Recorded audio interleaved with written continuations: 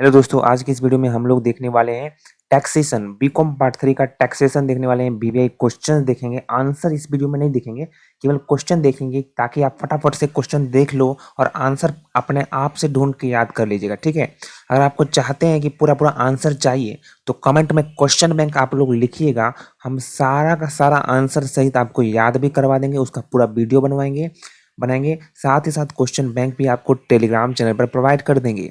बस आपको क्या करना है, कमेंट में क्वेश्चन बैंक लिखना है ताकि हम इसका आंसर भी आपको दें और साथ ही साथ पूरा का पूरा आपको आंसर याद भी करा दें, उसी तरह से जिस तरीके से हमने फाइनेंशियल इंस्टीट्यूशन एंड मैनेजमेंट और कॉस्टिंग का कराया था। ठीक है, चलिए वीडियो को शुरू करते हैं बिना किसी बकवास के। पहला क्वेश्चन है, what item are included under the head salary as per income tax act. आयकर अधिनियम के अनुसार वेतन शीर्षक के अंतर्गत कौन सी मदें शामिल है। ये क्वेश्चन है, 20 मार्क्स का आपको आने वाला है।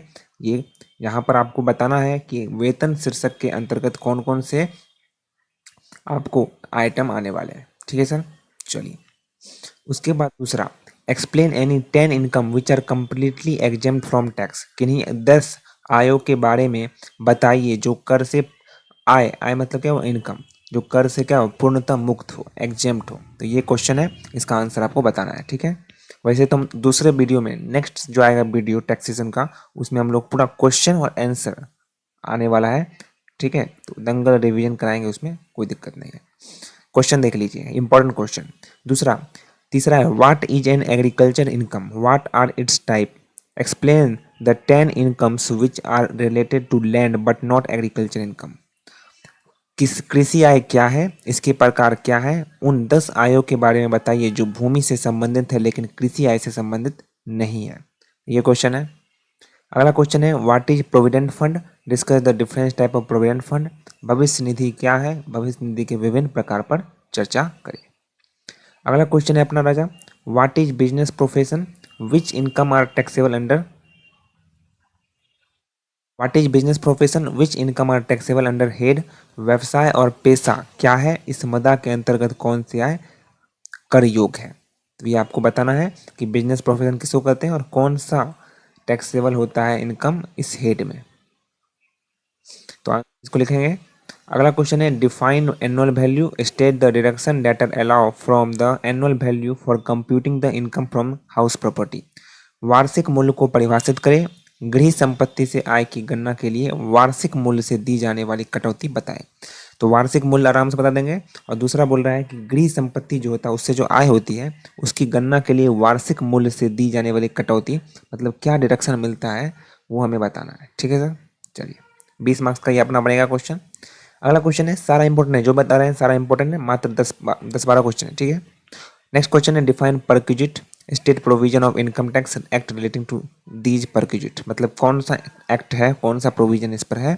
Which are taxable in case of specified employ only, और कौन जो एम्प्लॉय पर लगता है, कौन से केवल एम्प्लॉय पर लगता है, वो आपको बताना है। विशेषाधिकारों को परिभाषित करें। आयकर अधिनियम के उन विशेषाधिकारों से संबंधित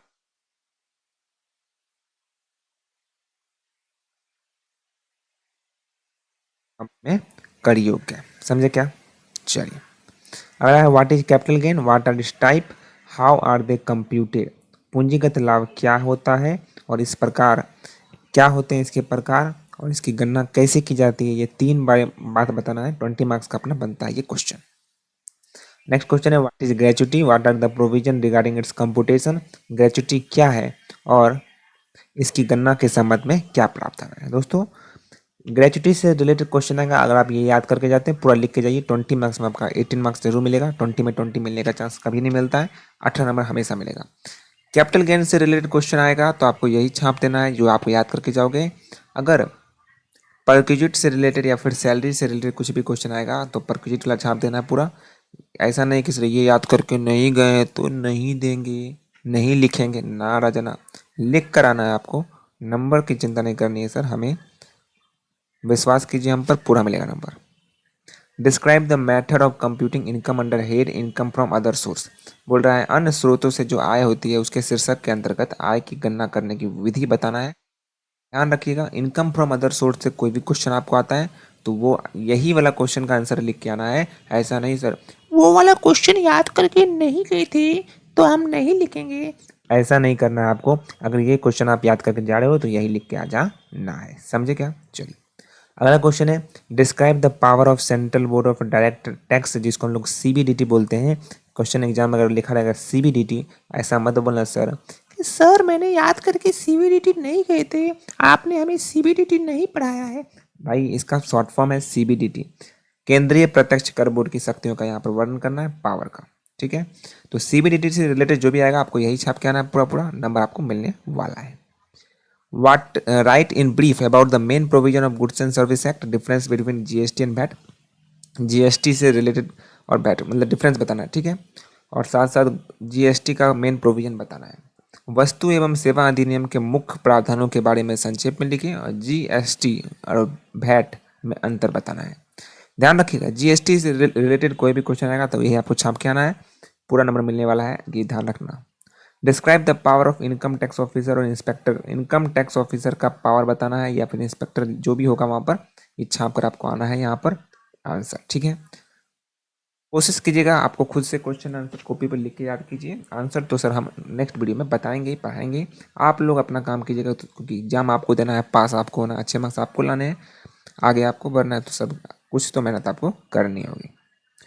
शॉर्ट नोट्स पूछता है 20 मार्क्स का, दो चार क्वेश्चन उसमें शॉर्ट नोट्स रहता है और बोलता है कि आपको पूरा पूरा लिखने के लिए बहुत सारा कुछ कुछ चूज करके मैंने दिया है चुनकर, जैसे असेसमेंट ईयर, मूल्यांकन वर्ष, इस पर आपको शॉर्ट नोट लिखना है। कितना लाइन लिखे तो राजा 1.5 पेज कम से कम लिखना, 1.5 1.5 पेज कम से कम लिखना, नहीं तो 1 पेज लिख देना। जाओ भाई मौज करो, 1 पेज लिख देना, मौज करो, 1 पेज लिख देना, 1 पे पूरा नहीं मिला के बोल रहा हूँ। शॉर्ट नोट्स 4-5 को रहेगा और 4-5 बनाना है, 4-5 पूरा बनाना है, और एक का 1 पेज मतलब 4-5 रहेगा तो उसका 4-5 पेज हो जाएगा, एक क्वेश्चन का 4-5 पेज हो जाएगा, समझे बात को।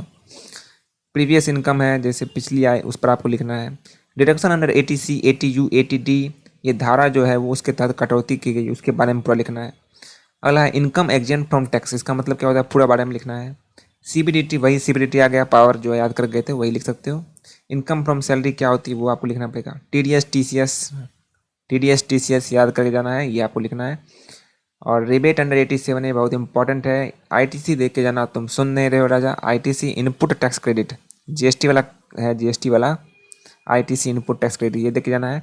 और अपना जो नया आया है फाइनेंस एक्ट 2025, फाइनेंस एक्ट 2025, ये वाला आपको पढ़ के जाना है ताकि लिख पाओ। ठीक है, आंसर लिखना है।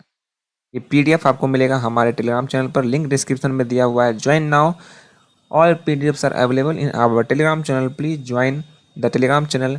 Telegram channel link are given on the description, please check. Thank you so much. कोई दिक्कत होगा सर बात अपना कर लीजिएगा। Thank you so much.